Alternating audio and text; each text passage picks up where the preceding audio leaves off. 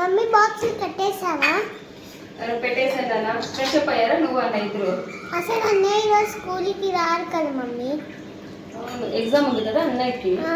సరే నీకు ఒకదానికి పెట్టేస్తా. ఇది చూడు పెట్టాను, సరిపోతుందా? ఏం కర్రీ మమ్మీ? పప్పు చేశాను అన్న, టమోటో పప్పు చేశాను, ఇడ్లీ చట్నీ చేసిన. టమోటా రైస్ చూడు సరిపోతుందా? ఇంకొద్దిగా ఇంత కొంచెం మరీ తీయాల దీంట్లో. సరే సరిపోతుందా? సరే.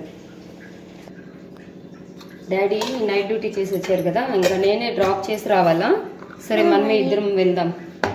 నేను షూ చేసుకోవాలి. ఇంకా అయిపోయింది.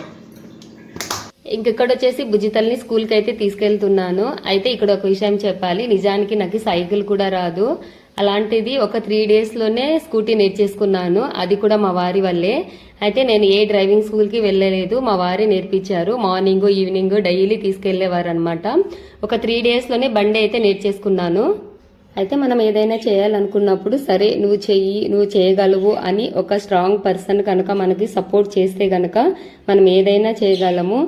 అలాంటిది నా లైఫ్లో కూడా ఒకరున్నారు, అది మా వారే. అయితే నేను ఏం చేస్తానన్నా కూడా మా వారు బాగా సపోర్ట్ చేస్తారు. అండ్ యూట్యూబ్ చేస్తానని అడిగినప్పుడు మా వారు ఒక్క క్షణం కూడా ఆలోచించలేదు, సరే చెయ్యి అని అయితే చెప్పారు. ఏదైనా సరే మనకు సపోర్ట్ ఉంటే కనుక మనం ఏదైనా చేయగలం, అంతే కదా? మీరేమంటారు? ఓకే మరి బాయ్.